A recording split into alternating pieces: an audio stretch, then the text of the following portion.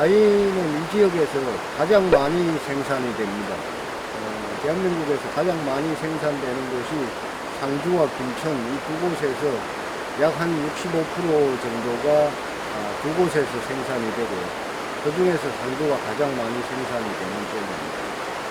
작년도에를 보면 수출도 상주가 가장 많이 했고, 그 다음 김천 이런 순으로 지금 수출도 진행이 되고 있습니다. 수출이 이렇게 많이 되는 것은 상대적으로 그 지역의 포도가 수출할 수 있는 품위의 포도가 많이 나오고 있다는 얘기고요.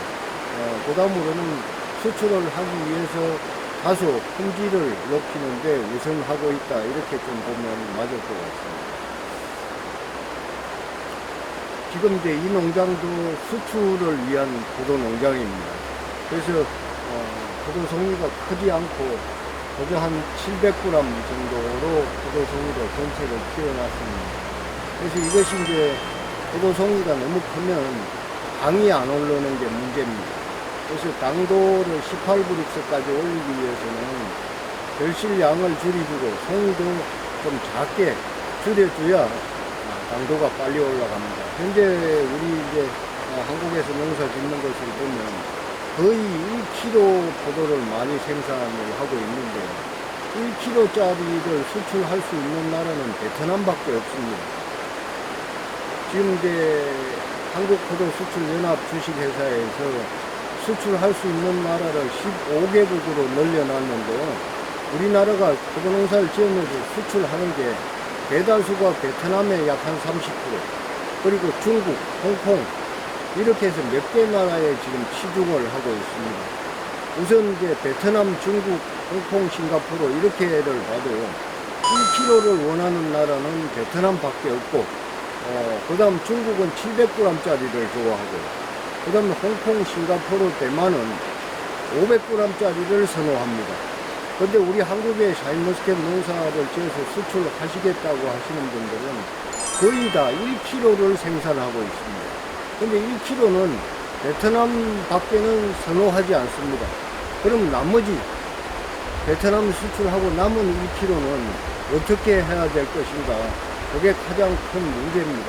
그래서 앞으로 수출을 하려고 농사를 지으면 그 나라에 맞는 크기로 수출 농사를 지어 주셔야 쉽게 수출할 수 있는 그런 경우라고 볼 수 있겠습니다. 우선 이제 이 하우스는 무가온 하우스고, 무가온 하우스에서 수출을 하기 위한 포장입니다.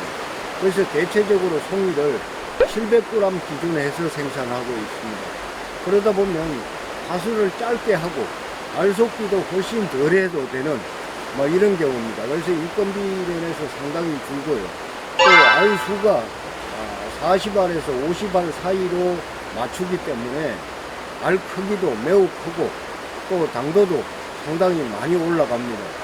그래서 앞으로 수출하시는 농가에서는 송이를 크게 만드는 것보다 하수를 짧게 해서 알을 숫자를 정확하게 한 60알에서 70알 확보했다가 알속기 할 때 10알 내지 20알을 빼고 알속기를 마치는 그런 쪽으로 가면 알속기 하는데 인건비도 굉장히 줄고 품질도 향상시킬 수 있는 그런 쪽입니다.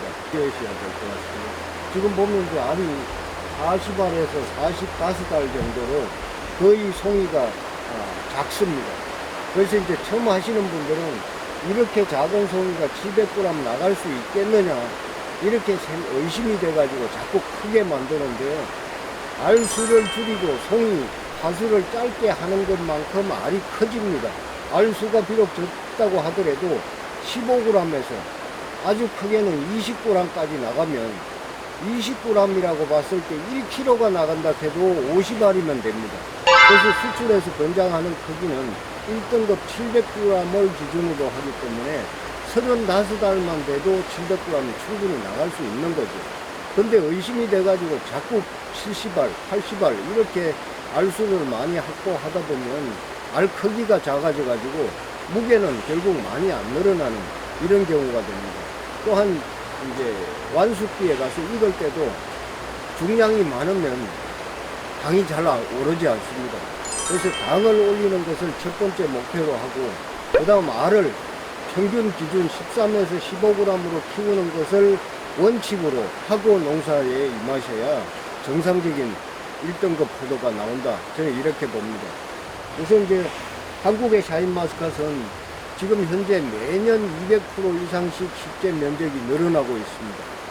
그렇다고 보면 생산량 역시 200%로 매년 늘어나고 있는데 이것이 올해부터 당장 시장에서 충격이 올 가능성이 상당히 높습니다. 그래서 올해 생산량이 과다하게 늘어난다고 보면 품질이 좋은 것과 품질이 나쁜 것의 차이가 상당한 가격 차이가 날 것이다. 당도를 올리고 맛을 좋게 하는데 가장 우선점을 둬야 된다. 이렇게 생각을 합니다. 샤인에 있어서 맛은 세 가지입니다. 첫 번째는 당도, 두 번째는 아삭아삭한 식감, 세 번째는 먹고 나면 입안에 마스카트 향이 싹 돌면서 향이 느껴져야 되는데 지금 현재 인터넷을 보면 샤인머스켓을 사드신 소비자분들이 50%는 맛이 있다. 그리고 50%는 정말로 맛이 없다. 소고기 사 먹을 걸 괜히 샤인 사 먹었다. 이런 분들이 50%입니다. 여러분 보십시오. 한칠레 FTA 이후에 포도농업이 사향산업이 돼서 우리 34,000 포도농가가 10,000명 정도로, 10,000농가 정도로 줄었고요. 그 다음 생산 면적 역시 35,000헥타에서 지금 12,000헥타로 줄었습니다. 그래서 제가 포도회장을 하고 이 포도산업을 살려보겠다고 샤인머스켓을 공급을 했고 또 한국 포도에서 적극적으로 기술위원들이 노력을 해서 재배 매뉴얼을 만들어서 여러분들한테 공급을 해드리고 같이 샤인에 대한 농사 방법을 연구해 왔습니다. 그래서 이 점 간신히 포도농가가 활기를 찾아왔는데 앞으로 이렇게 맛없는 포도를 생산하면 결국은 소비자한테 외면당하고 한칠레 때와 같이 포도산업이 무너지고 말 겁니다. 자, 여러분들 아시다시피 샤인머스켓 100년에 한 번 나올까 말까 한 품종이다. 이렇게 평가를 받을 정도로 상당히 고급 과일에 맛있는 포도로 속합니다.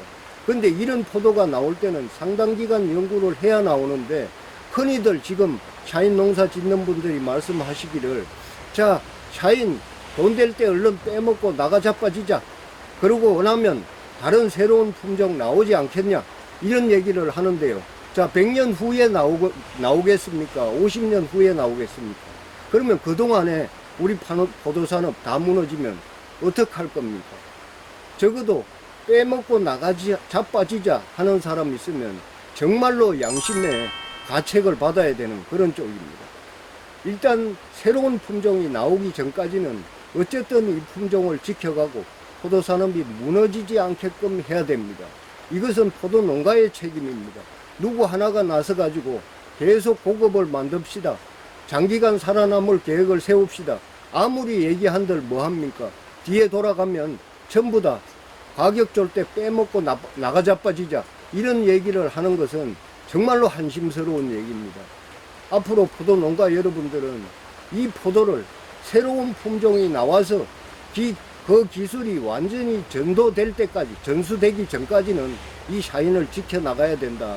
이것은 꼭 명심을 해야 됩니다. 그래도 샤인은 괜찮다 소리를 들었는데 정말 2, 3년 안에 무너지게 생겼는데 저는 정말 안타깝습니다. 이런 부분이.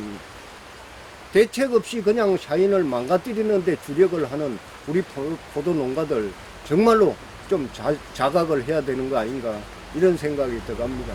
앞으로 샤인은 계속해서 앞서서 얘기했던 이 세 가지, 자, 당도, 식감, 향, 이 세 가지를 꼭 지켜서 농사를 지어주시면 외국의 소비자들한테도 외면 안 당하고 계속 수출할 수 있을 거고요. 또 국내 소비자들한테도 외면 당하지 않을 겁니다. 소비자를 잃으면 모든 걸 잃는다.